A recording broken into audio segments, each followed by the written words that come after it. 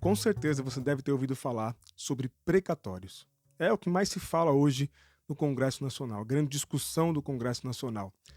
Precatórios 2022. O que será dessa despesa obrigatória? Pois é, depois eu explico o que eu quero dizer com despesa obrigatória, tá? Você vai entender. Mas se você tem a receber algum crédito, alguma dívida, algum valor do Estado que é proveniente, oriundo de algum processo judicial, isso tem a ver com INSS, pensões, salários, você precisa saber sim do que se trata precatórios, porque o Estado paga a maioria dos seus débitos por precatórios. Por isso que é importante saber o que significa, como lidar, como são pagos os precatórios, como é que é o procedimento, e nesse vídeo eu quero te explicar. Bora descomplicar? Olá, seja muito bem-vindo ao meu canal. Meu nome é William Carvalho, sou advogado e aqui eu descomplico a sua compreensão dos seus direitos. Tenho recebido algumas perguntas sobre precatórios. Todo mundo, doutor William, explica aí o que é precatório, por que se fala tanto em precatório no Congresso Nacional nesse período, o que é isso? Bom, gente, vamos lá. Não é difícil de entender, mas eu quero explicar para você aqui não só o que é precatório, mas por que está toda essa discussão no Congresso Nacional sobre precatórios e mais, porque é importante você saber o que é e como funciona os precatórios e por que esse valor, essa despesa, esse crédito para uns e débito para outros é tão importante para o orçamento do governo federal em 2022. Precatórios nada mais são do que uma forma através da qual o Estado paga débitos, dívidas provenientes de processos judiciais. Então é assim, você processa o Estado por algum motivo, por exemplo, por causa do INSS, algum pedido do INSS que foi indeferido, alguma revisão, algum pedido de benefício, qualquer coisa referente ao INSS. Há um limite para o INSS te pagar de imediato, tá? E você receber assim que acabar o processo. E há um determinado valor que vem só depois de muito tempo, porque precisa entrar no planejamento financeiro do Estado, do governo federal, para o próximo ano.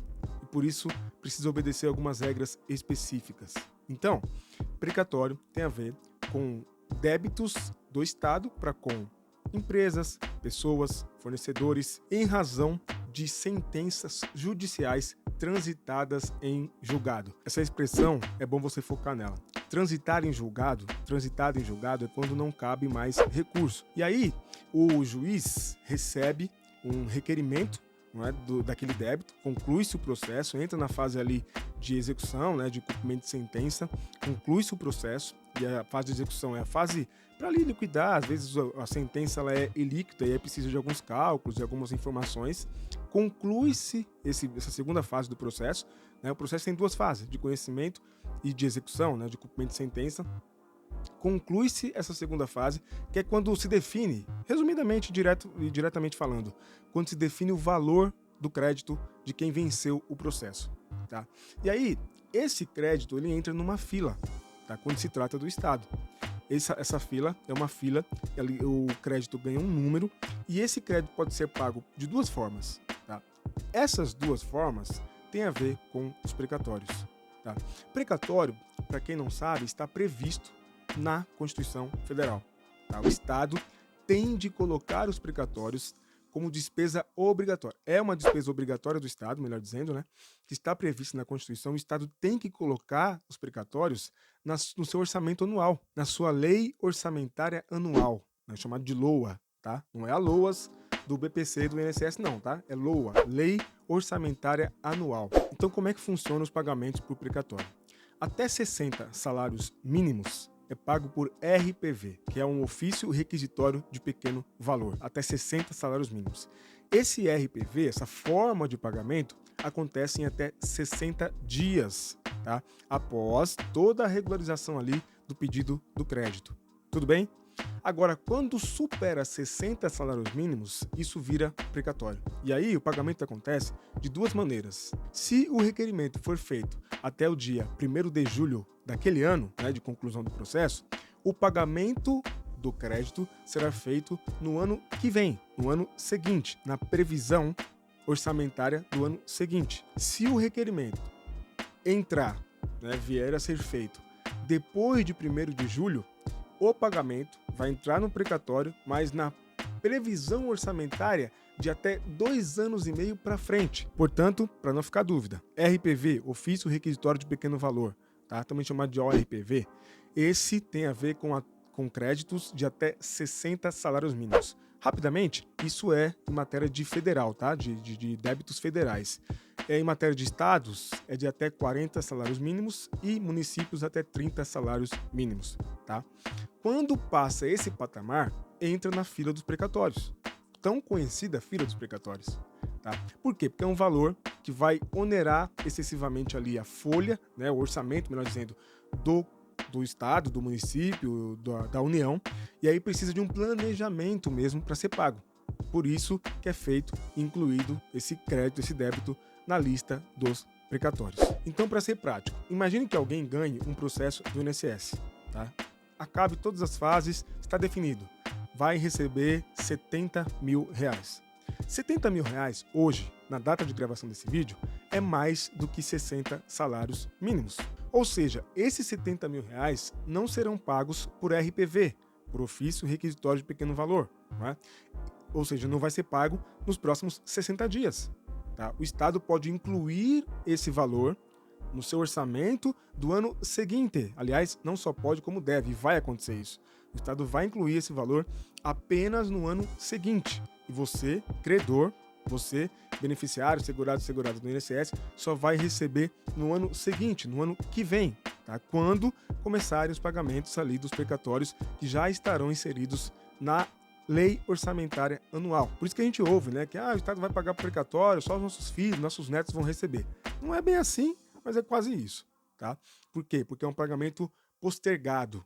Tem que entrar, tem que haver todo um planejamento para você poder receber. Por que há tanta discussão atualmente no Congresso Nacional acerca dos precatórios? Porque a previsão de pagamentos de precatórios para 2022 é na casa de 89 bilhões de reais. Você não ouviu errado. Vou repetir. 89 bilhões de reais estão previstos para entrar no orçamento de 2022. E o governo está desesperado. Por quê? Porque nós estamos numa tremenda de uma crise. Praticamente, o governo não tem dinheiro para pagar isso, né? E tem mais, tem um agravante aí. Nós temos o teto de gastos, que limita os gastos do governo. E agora? Pois é, a proposta do governo é parcelar os valores referentes aos precatórios de 2022. Na verdade, é a famosa pedalada. O governo quer pedalar com esses valores e há muita gente que diz que é a PEC, né, que querem fazer essa mudança por PEC, por emenda constitucional, porque tem que ser uma emenda constitucional, tem que mudar a Constituição para poder parcelar, porque, como eu já disse aqui, o tempo máximo de pagamento de precatórios é de até 2 anos e meio, tá? E o governo quer parcelar esses débitos em 10 anos. Vou repetir, o governo quer parcelar os débitos de precatórios de 2022, os 89 bilhões, em 10 anos. Isso vai prejudicar muita gente. E isso não é bom para o mercado, não é bom para a nossa economia. E isso afeta, sim, os nossos juros. Não é? Afinal de contas, isso está intrinsecamente atrelado à nossa economia. A proposta do governo está na CCJ, a Comissão de Constituição e Justiça, para avaliar se essa proposta de PEC é ou não é constitucional. O relator já deu um parecer, né, o relator escolhido para ser o relator da proposta no Congresso Nacional, na Câmara dos Deputados, já deu um parecer favorável, diz que é constitucional. Mas isso ainda vai ser muito discutido, ainda vai ser votado na Comissão de Constituição e Justiça, depois vai para o plenário da Câmara dos Deputados e ainda vai ser julgado no Senado, depois vai à sanção. Tá? Agora, há muita resistência a esse parcelamento, tá? Esse famoso calote, é até chamado assim no mercado e entre muitos congressistas, né, como a PEC do calote. Por quê? Porque vai parcelar esses valores e muita gente vai sofrer e muita gente pode até não ver esses valores chegarem. Como se tratam de créditos provenientes de decisões judiciais, o Judiciário resolveu ajudar, intervir. Então, o presidente do CNJ, Conselho Nacional de Justiça, e também presidente do STF, o ministro Luiz Fux, tem tentado ajudar na negociação dos precatórios. E qual que é a proposta do Judiciário? A proposta do Judiciário é que, através apenas de uma resolução do CNJ, ou seja, não precisa discutir isso no Congresso Nacional, vai ser apenas uma resolução do CNJ. Depois, se alguém quiser discutir em juízo, vai parar lá no STF e não vai para frente. Em tese, o STF não tem que interferir, não tem obrigação nenhuma de ajudar nessa discussão, tá? A ajuda aí está acontecendo apenas para tentar aliviar esse ponto de tensão do nosso Estado, da nossa política, entre tantos outros pontos de tensão atualmente no nosso Estado brasileiro. Então a proposta do Luiz Fux, ministro Luiz Fux, ao Congresso, ao Ministro da Economia e ao governo, é que seja pago em 2022 50 bilhões de reais a título de precatórios e os outros 39 bilhões, que esse valor seja parcelado em até 3 anos. Tá? Essa é a proposta do ministro Luiz Fux e do Judiciário, portanto, como presidente e representante do Judiciário. Não há uma definição do que vai acontecer.